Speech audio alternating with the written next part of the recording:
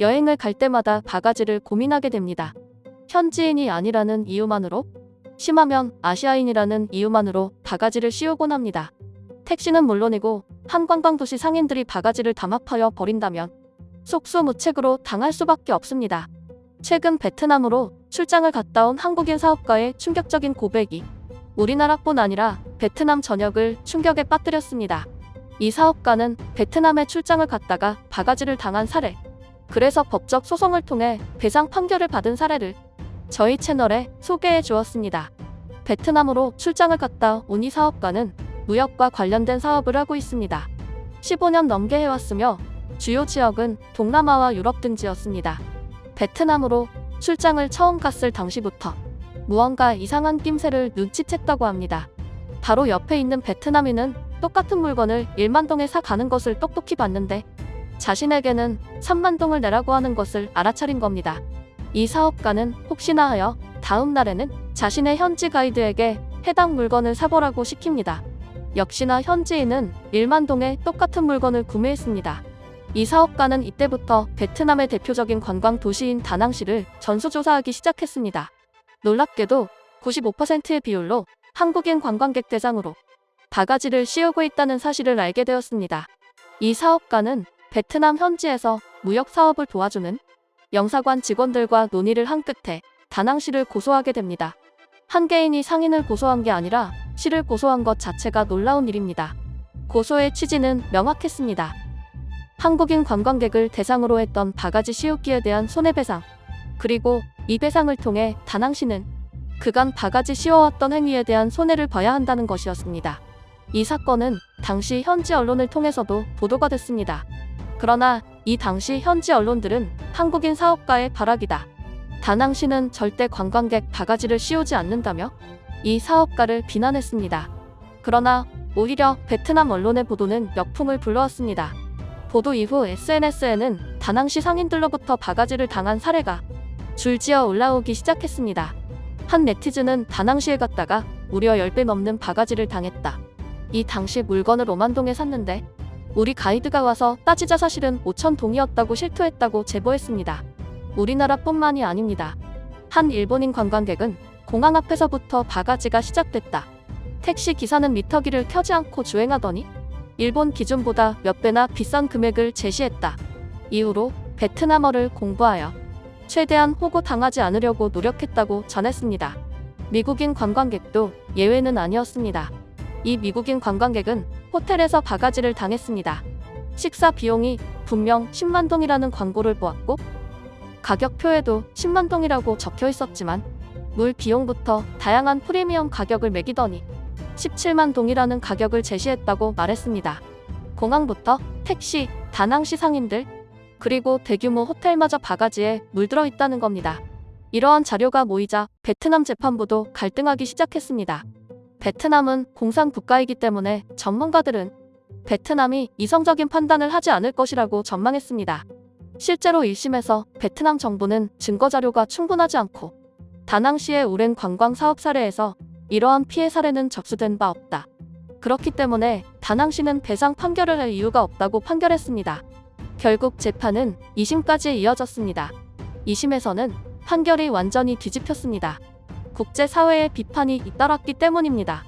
다낭시에 대한 피해 사례를 국가 단위로 취합해서 재판부에 제출하였고 외신들도 베트남을 비판하기 시작하면서 베트남 여론이 완전히 뒤집혔기 때문입니다. 다낭시 상인들도 갑자기 태도를 바꿨습니다. 한국인 관광객들의 발길이 끊긴 것에 이어 최근에는 일본과 미국 등 다른 국가 여행객들도 발길을 끊자 경제적 타격이 바로 나타났기 때문입니다. 관광객 없이도 살 수 있다고 억지를 부리던 상인들은 제발 도와주세요라며 하소연하기 시작했습니다. 다낭시 상인들은 왜 그런 무모한 짓을 했던 걸까요? 진짜로 관광객 없이도 삶을 영위할 수 있었을까요? 이유는 베트남 정부의 실책에 있었습니다. 베트남 정부는 다낭시를 신경 쓰지 못했습니다. 다낭시가 경제적으로 자립해 있다는 점이 오히려 역풍을 불러온 겁니다. 다낭시는 관광 사업으로 지역 경제가 자립해 있는 거의 유일한 베트남의 지역 도시였습니다. 그렇기 때문에 베트남 정부는 다낭시는 정부의 도움 없이도 충분히 독립적인 경제 활동이 가능하고 오히려 정부는 경제 자립이 불가능한 지역을 위주로 도와야 한다는 입장이었습니다. 베트남 정부는 관광객이 끊기고 있다는 사실조차 모르고 있었다고 해명했습니다. 다낭시는 끊임없이 정부에 하소연을 했습니다. 다낭시 관계자는 관광객이 줄어들면서 그 중에서도 한국인 관광객 감소로 인한 피해가 막심하다고 말했습니다. 이어 한국인 관광객이 감소하면서 지역 경제 매출이 50% 이상 감소했고 다른 국가 관광객이 감소하면서 총 70% 이상 매출이 감소했다. 다낭시 상인들 중 30%가 이미 폐점했고 나머지 70% 중 40%의 상인들도 폐점을 고려 중이라고 말했습니다. 베트남 중앙정부는 희망 고문을 하기도 했습니다. 관광객이 줄어들어도 일본과 중국의 기업 지원이 있으면 관광사업을 넘어 한국과 같은 제조 산업 위주의 국가 발전이 가능하다는 게 베트남 정부의 설명이었습니다. 다낭시도 이런 희망 고문에 넘어갔던 겁니다. 다낭시 상인들은 죽을 맛이라고 호소했지만 다낭시 정책 결정자들은 오히려 중앙정부의 말을 들으면서 위기를 직감하지 못한 겁니다. 한국인 사업가가 소송한 결과가 3년 만에 나왔는데 이 결과 역시 충격적입니다. 베트남 재판부는 해당 문제를 국제재판소로 회부했습니다. 일본이 독도 분쟁과 관련해서 재판권을 넘겨야 한다는 그곳입니다. 국제재판소는 충격적인 판결을 내놨습니다. 다낭시는 한국인 사업가에게 12억 원 규모를 배상해야 하며 이 배상 규모 중 40%는 한국 관광사업에 쓰도록 한다는 판결을 내놓은 겁니다. 이 판결로 다낭시에는 큰 변화가 생기기 시작했습니다. 다낭시 상인들이 갑자기 베트남 정부에 항의하기 시작한 겁니다.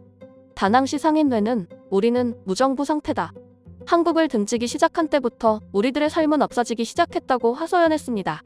수십억 배상 판결은 전 세계에 큰 파장을 주었습니다. 한국은 이미 관광객 발길이 뚝 끊긴 상황이라 별다른 제재가 필요 없었습니다. 일본 가게에서는 베트남 여행을 자제시켜야 한다는 목소리가 나오기 시작했고 이게 전파를 타면서 일본인들도 베트남 여행을 꺼려하기 시작했습니다. 미국에서는 해당 내용이 대대적으로 보도되면서 자연스럽게 베트남 여행객이 줄었습니다. 동남아 주변국들도 동요하기 시작했습니다. 태국, 말레이시아 등 주변국들은 베트남과 같은 사례를 만들지 않겠다면서 가격표를 정부 차원에서 공시하기도 했습니다. 특정 제품이 정부가 제시한 평균 가격과 일정 수준 차이가 나면 정부 기관에 신고를 해달라는 취지의 내용인 겁니다. 상인들의 상식 이하 수준의 바가지, 그리고 베트남 정부의 무정부 상태에 가까운 대처가 결국 나라를 몰락하게 만든 사례인 겁니다. 소송에서 승소한 한국인 사업가는 배상 판결에 대해 입장을 전하면서 전 세계를 감동하게 했습니다. 배상금은 내가 가질 필요가 없다며?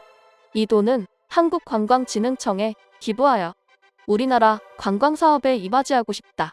적어도 우리나라랑 베트남은 비교가 불가능한 선진의식을 갖고 있다는 걸 강조하고 싶다고 말했습니다. 베트남 정부는 또 한 번 충격을 받았습니다. 베트남 정부는 해당 배상금을 한국인 사업가가 모두 가져갈 경우 이걸 가지고 공격할 심산이었습니다. 돈에 눈먼 한국인이 한국가를 몰락에 빠뜨리려고 작정한 음모라는 주장을 펼칠 계획이었던 겁니다. 그런데 이 배상금을 기부한다는 소식에 다낭시 상인들도 동요하기 시작했습니다. 바가지를 씌우던 상인들은 자신들의 욕심이 얼마나 큰 파장을 불러오는지 깨닫게 된 것이고 베트남 정부는 국민들에게 관심을 가지는 일이 얼마나 중요한지 깨달았다는 겁니다. 베트남 재판부 수장은 베트남 총리 명령에 따라 탄핵됐습니다.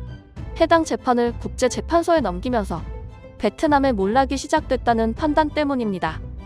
아직까지도 베트남 정부는 정신을 못 차린 상황입니다. 베트남이 앞으로 경제 활동을 재개하기는 힘들어 보입니다.